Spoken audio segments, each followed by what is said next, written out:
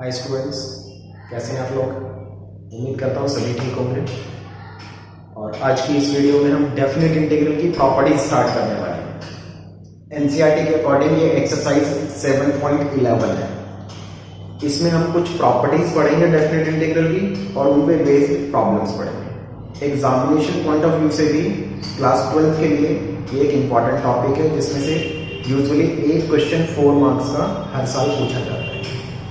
तो इसकी जो स्टार्टिंग है वो हम पहले प्रूफ के साथ करेंगे। प्रॉपर्टीज का प्रूफ पहले पढ़ेंगे और उसके बाद फिर हम एक 1 by 1 property based question solve करेंगे। तो देखिए कि प्रॉपर्टीज क्या हैं। तो ये आपके पास मेंशन कुछ 7 प्रॉपर्टीज लिखी हुई है। इसको हम 1 बाय 1 करके प्रूफ करते हैं। तो फर्स्ट प्रॉपर्टी देखिए क्या है। फर्स्ट प्रॉपर्टी है integral a to b fx dx is equal to integral a to b f dt। तो प्रूफ करते हैं। देखिए इसका नाम बुक ने p0 डाला है, हम भी p0 डाल देते हैं। To show integral a to b fx dx is equal to integral a to b f dt। So proof सबसे पहले हमें लेट करना पड़ेगा कि fx का इंटीग्रेशन है कितना। प्रॉपर्टी के प्रूफ डिफिकल्ट नहीं है, बहुत सिंपल ही प्रूफ है और कभी कभी एग्जाम में पूछ भी लिए जाते हैं। फ्रीक्वेंटली तो नहीं पूछे जाते हैं कि हर साल एक क्वेश्चन आ जाए, क्योंकि एक ही क्वेश्चन आना होता है प्रॉपर्टी का, but most of the time तो क्वेश्चन ही आता है। बट प्रॉपर्टी अगर आप देखेंगे तो कुछ 5-7 सालों में एक बार एक प्रॉपर्टी का प्रूफ आ जाता है, तो इसलिए प्रूफ पढ़ना पड़ता है। तो हम एज्यूम कर लेते हैं कि इसका जो आउटपुट है वो ये आ रहा है। हम एज्यूम कर लेते हैं कि स्मॉल fx जो फंक्शन है उसको इंटीग्रेट करके क्या आ रहा है, कैपिटल fx प्लस कांस्टेंट। अब LHS देखते हैं। LHS हमारा LHS क्या है, a to b fx dx। तो fx के इंटीग्रेशन का नाम क्या रखा है हमने, कैपिटल fx। डेफिनेट इंटीग्रल कर दिया तो c लिखना कंपलसरी नहीं है, आप लिखना चाहें तो लिख भी सकते हैं। तो पुट करेंगे तो कितना आ जाएगा, fb minus fa। Left side की कैलकुलेशन हो गई, राइट साइड में देखें, right hand side integral a to b f dt। अब देखो फंक्शन तो सेम ही है, बस वेरिएबल का नाम चेंज हो गया। एग्जांपल के तौर पर जैसे अगर sin x dx होता तो इंटीग्रेशन cos की फॉर्म में आता, बस वो x लिखा होता, और अगर sin t होता तो माइनस cos t हो जाता। मतलब वेरिएबल का नाम में फर्क पड़ता, फंक्शन वही रहता। तो इस तरीके से ये हो जाएगा। तो आप t की वैल्यू b लिखोगे तो क्या होगा, ये। तो आप देख सकते हो दोनों साइड इक्वल है। ये बिल्कुल वैसा ही है जैसे मान लीजिए मेरे पास एक फंक्शन है fx equal to X square और एक दूसरा फंक्शन है ft equal to T square. अब मैं कहता हूं x की वैल्यू 5 लिखो तो 25 आएगा, और दूसरे में कहता हूं t की वैल्यू 5 लिखो तो भी 25 आएगा। तो वेरिएबल्स आर डिफरेंट, बट जब आप नंबर्स पुट कर देंगे तो फाइनल आउटपुट रिमेन सेम। तो उसी टाइप की प्रॉपर्टी है। तो प्रूफ हो गया खत्म, P1।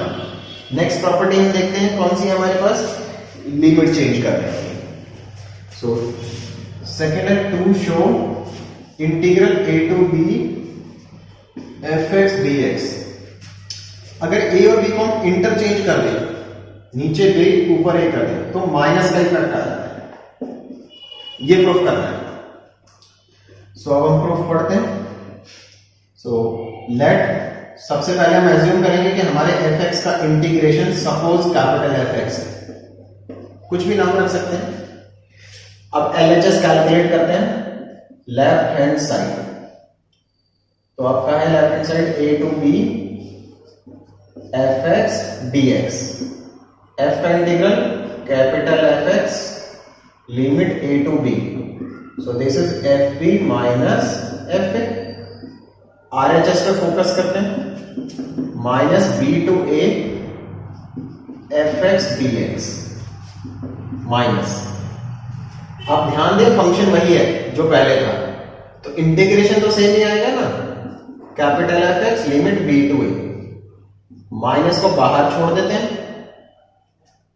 पहले अपर लिमिट पुट करो F A minus lower limit put करो एफ बी, तो कितना हो गया ये माइनस से मल्टीप्लाई करो F B minus F A, तो आप देख सकते हैं ये वाली साइड और ये इक्वल आ गया, left hand side equal to right hand side. So this proves property number 1 P1।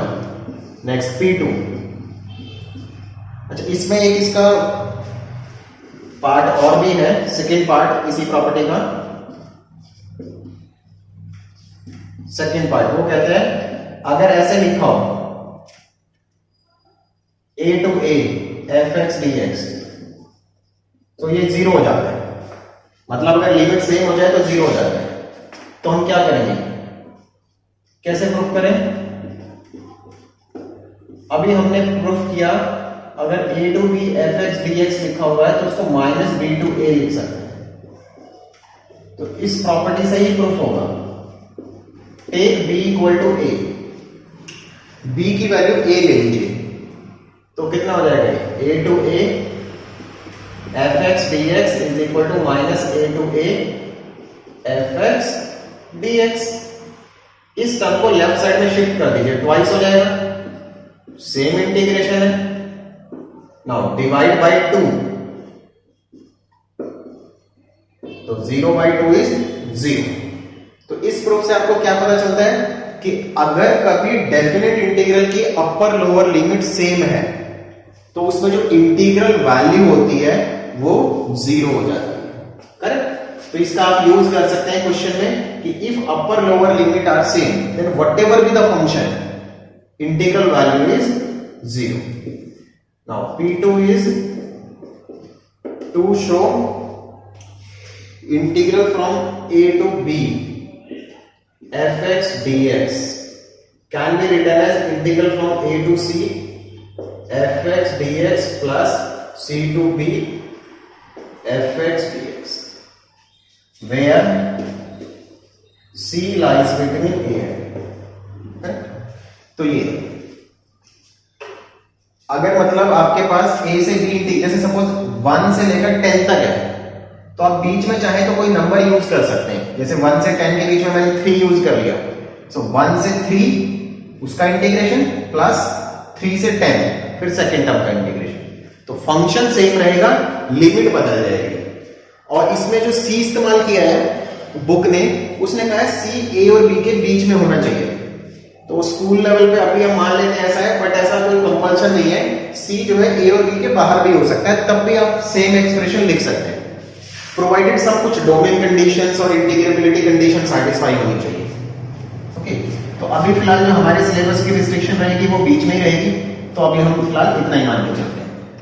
So let कर लेते हैं कि if I integrate my f then it becomes a function plus function.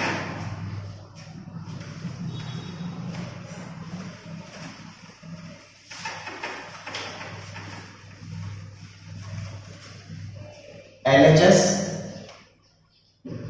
integral a to b fx dx, so it becomes capital Fx limit a to b। Put कर दो, बार बार same ही put कर रहे हो तो इतना ज्यादा भी टेंशन लेने की जरूरत नहीं है।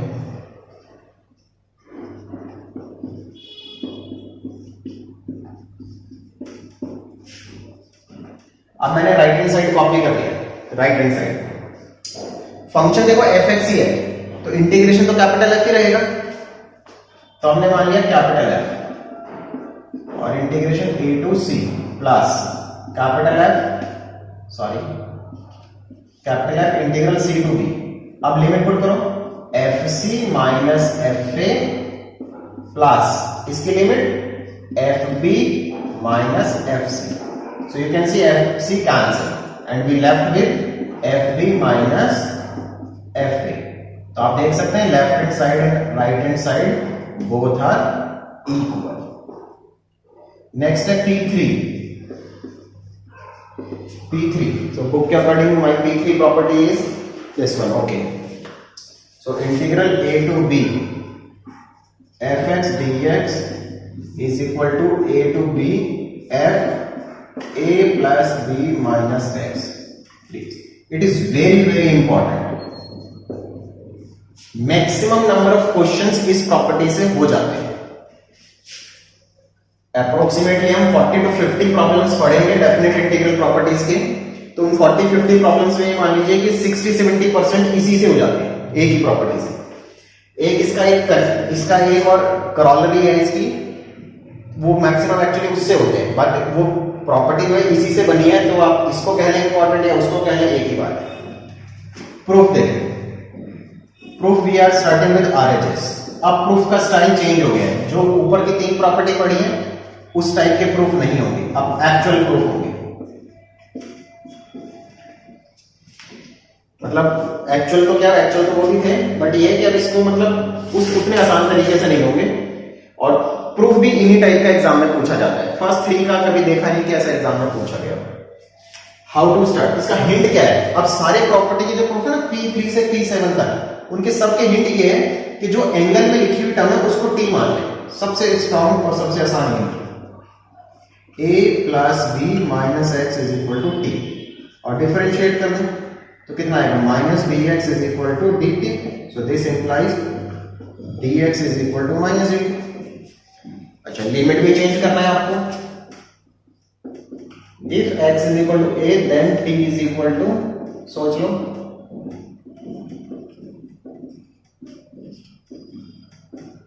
देखो भाई, अगर x की जगह a पुट करूंगा तो a से a कट गया, t की वैल्यू b, सिमिलरली यहां a, तो मेरा जो RHS है इट कन्वर्टेड टू, a वाली लिमिट किस में बदल गई, b में, b वाली a में, और f, और इसकी जगह क्या हो गया t, और इसकी जगह माइनस dt, माइनस बाहर लेंगे तो। अब प्रॉपर्टी यूज करो। अभी प्रॉपर्टी पढ़ी थी ना कि लिमिट चेंज कर सकते हैं।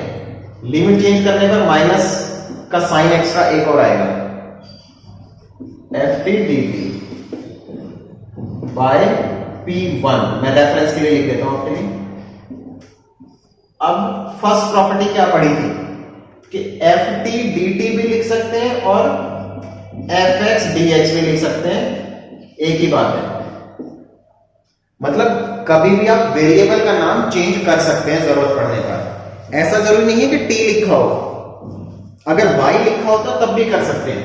मतलब कोई भी वेरिएबल का नाम लिख सकते हैं जो आपको पसंद हो या जो जरूरत हो।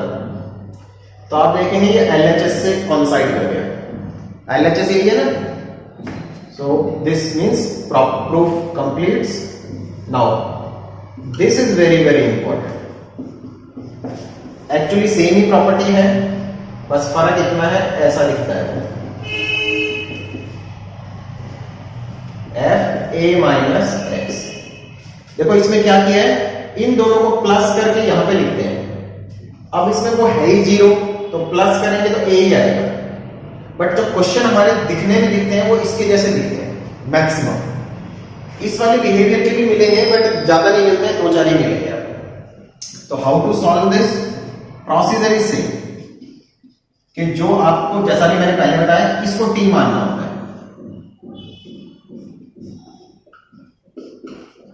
Put a minus X is equal to T, differentiate करेंगे तो minus D X is equal to D T. So this implies D X is equal to minus D T. Limit change करेंगे, if x is equal to 0, if x is equal to a,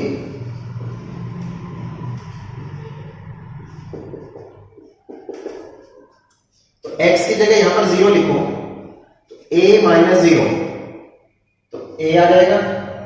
a लिखो, a minus a 0, तो आपका जो RHS है वो कैसा बन गया, माइनस डी टी, तो ये माइनस, यहां a, यहां 0, f टी डी टी, सब कुछ सेम है P3 वाली प्रॉपर्टी की तरह। अब लिमिट इंटरचेंज करेंगे तो माइनस आएगा, प्लस बन गया, और फिर P0 प्रॉपर्टी लगाएंगे, एफ टी डी टी को लिखेंगे F X D x. So this is your LHS। Reference लिखना चाहो आप लिख दो, बाई P2 एग्जाम में P2 मत लिखना, एग्जाम में प्रॉपर्टी का नाम लिखना, इक्वेशन लिखना पूरी। तो ये आपका P4 तक डिराइव हो गया। P5 की तरफ चलते हैं। सो P5 की तरफ चलते हैं। देखिए P5 क्या है।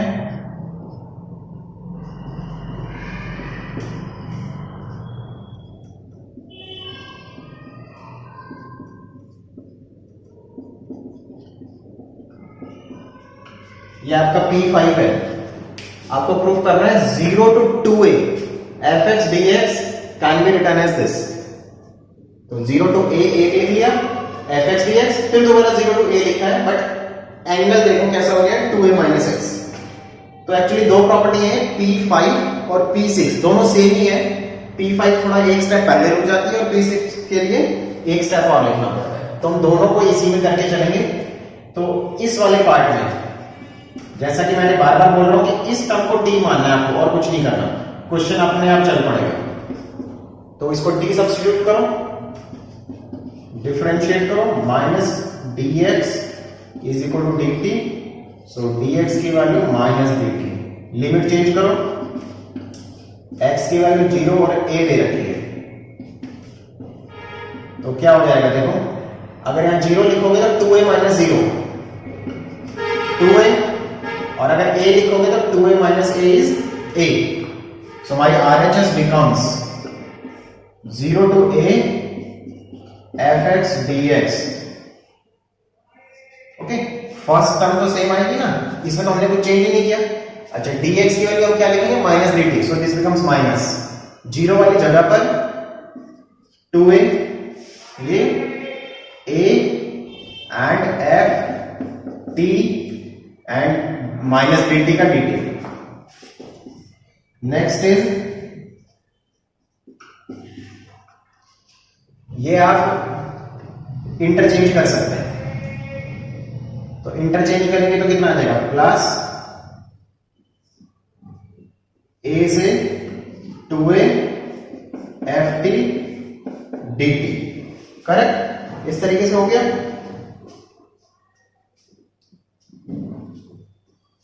नेक्स्ट आपका क्या है, अब ये देखिए यहां पर a से 2a आ गया, हमें क्या करना है, 0 to a।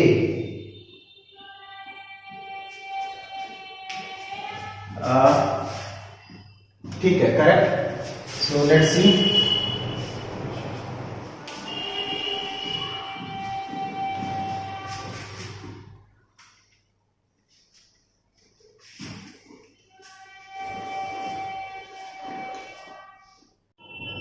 देखो प्रॉपर्टी 5 क्या है, 0 to 2a fx dx is equal to 0 to a fx dx plus 0 to a f 2a minus x। तो थोड़ा सा डिफिकल्ट सा दिख रहा है देखने में। इस क्वेश्चन में आप LHS से स्टार्ट करिए और प्रॉपर्टी लगाइए P2 P3 यस P2 लगाइए। P2 में क्या है, जो C वाली प्रॉपर्टी थी आपकी, तो C वाली क्या प्रॉपर्टी थी आपकी, किसको आप कैसे लिख सकते हैं, 0 to a fx dx plus 0 to a के बाद a to 2a fx dx। C वाली प्रॉपर्टी थी ना, ये 0 है, ये 2 है, बीच में एक a है। तो 0 से 2a में इंटीग्रेशन कैसे करेंगे, 0 to a ये रहा प्लस a से 2a, फंक्शन सेम रहता है दोनों बार। अब इस वाले टर्म के लिए ये लेट कर लीजिए, ये 2a minus X is equal to T. X की वैल्यू निकाल लो यहां से, 2a माइनस टी, डिफरेंशिएट करो, dx is equal to minus dt। अब लिमिट चेंज करो, if x is equal to a then t is equal to a। यहां पर अगर a लिखोगे तो 2a minus a आ जाएगा। if x is equal to 2a, अगर x की 2a लिखोगे तो t की वैल्यू 0। तो नेक्स्ट में कितना आ गया आपका, 0 to a fx dx minus ये माइनस dt वाला, और a वाली जगह पर a आया है और यहां 0, f x की वैल्यू 2a माइनस t और माइनस dt, तो माइनस हमने पहले ही बाहर लगा दिया।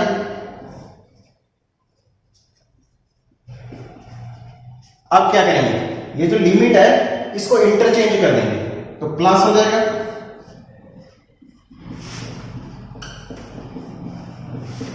करेक्ट। ये कौन सी प्रॉपर्टी लगाई हमने, प्रॉपर्टी नंबर अगर हम इसका देखें तो लिमिट इंटरचेंज करना है P1 है, P1।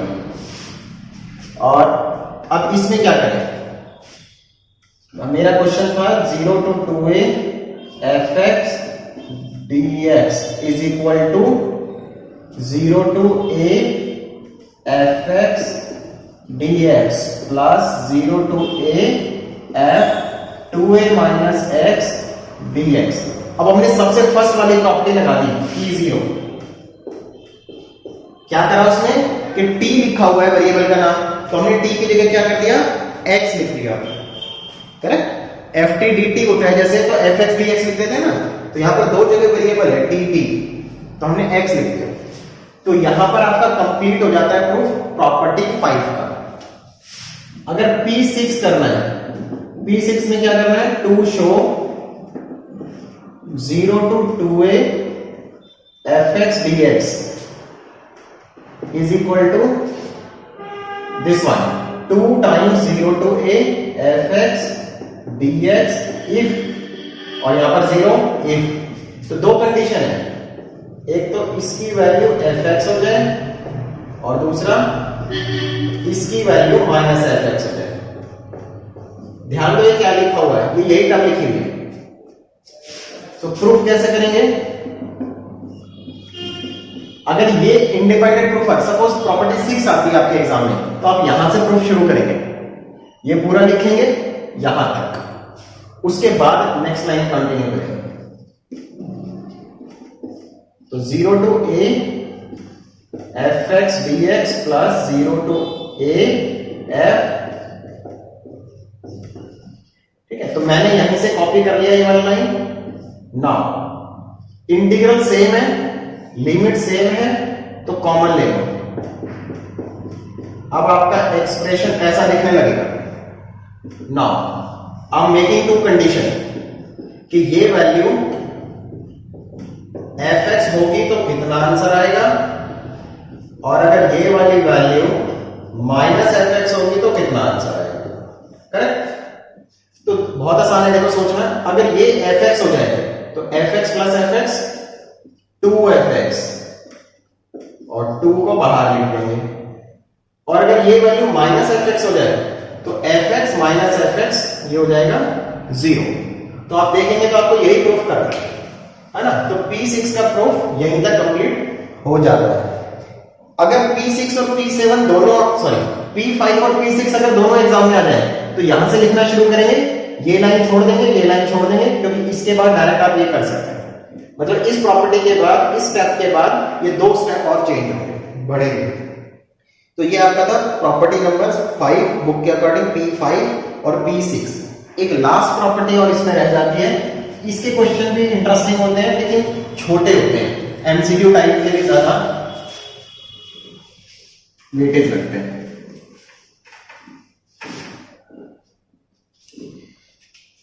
तो P6, P7, P7. So P7 is integral minus a to a fx dx. It has also two parts, either 2 times 0 to a fx dx or 0 if f of minus x is equal to fx, and in this f of minus x is equal to minus fx। मतलब function में ऐसा behaviour होना चाहिए। इस function को mathematical language में कहते हैं f इज इवन फंक्शन। इसको अगर ये कंडीशन सेटिस्फाई करता है तो f इज ऑड फंक्शन।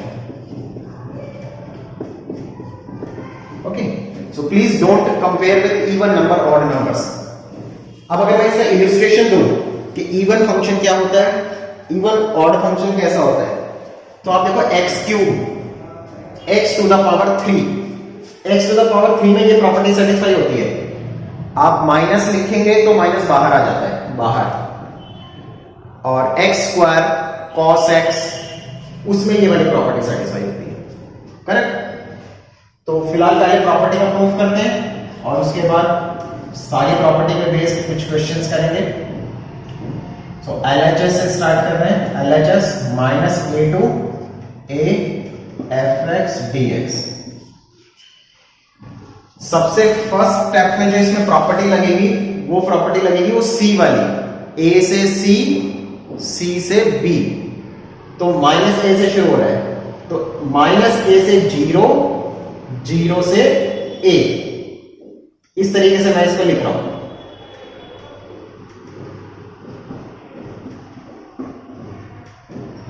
अब आपको आंसर कैसा लाना है, 0 टू ए की फॉर्म में लाना है, तो इसको टच नहीं करना, सेकेंड टर्म को, इसमें कैलकुलेशन करना है। सो हाउ टू स्टार्ट, मैं बार बार हिंट देता हूं, जो ये अंदर लिखा हुआ उसको टी मान लेना। तो minus X is equal to T, X is equal to minus T, क्योंकि एग्जाम में ये तो लिखा है ना पूरा कि ये प्रूफ करो, तो आपको आइडिया रहेगा कि क्या है।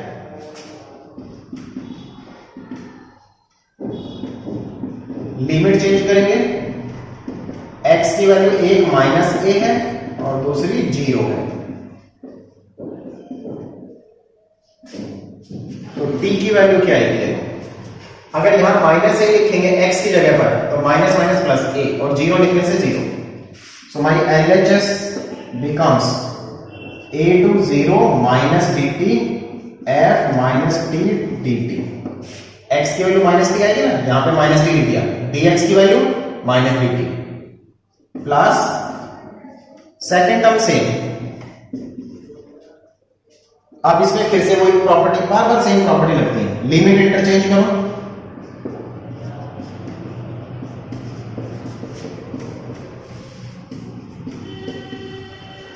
इसके बाद प्रॉपर्टी नंबर P0, सबसे स्टार्टिंग वाली, कि आपका फंक्शन t वेरिएबल में है तो मैं उसको x वेरिएबल में लिख दूंगा,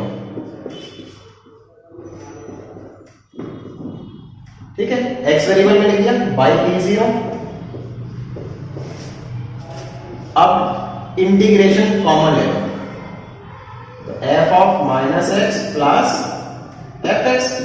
now final output depending on the equation कि f माइनस एक्स की वैल्यू एफ एक्स है या फिर f ऑफ माइनस एक्स की value minus F x, correct. सोचो जरा क्या आएगा, देखो अगर एफ एक्स हो गई तो ऐड हो जाएगा और माइनस एफ एक्स हो गई तो कट जाएगा। तो डिसाइड कर पा रहे हो, अगर ये एफ एक्स हो गया तो F x plus F x 2f(x), 2 बाहर, और अगर ये माइनस एफ एक्स हो गया तो minus F x plus F x, it is 0। तो ये सारी प्रॉपर्टीज के प्रूफ जितने हमारे सिलेबस में कंप्लीट हो चुके हैं। तो इसके बाद हम कुछ इन पे बेस्ड एक एक करके क्वेश्चंस करेंगे। तो अगर आपको ये वीडियो पसंद आए तो प्लीज इस वीडियो को दोस्तों के साथ शेयर कीजिए, चैनल को सब्सक्राइब कीजिए। मिलते हैं नेक्स्ट वीडियो में प्रॉपर्टी के बेस्ड क्वेश्चंस के साथ। Thank you very much.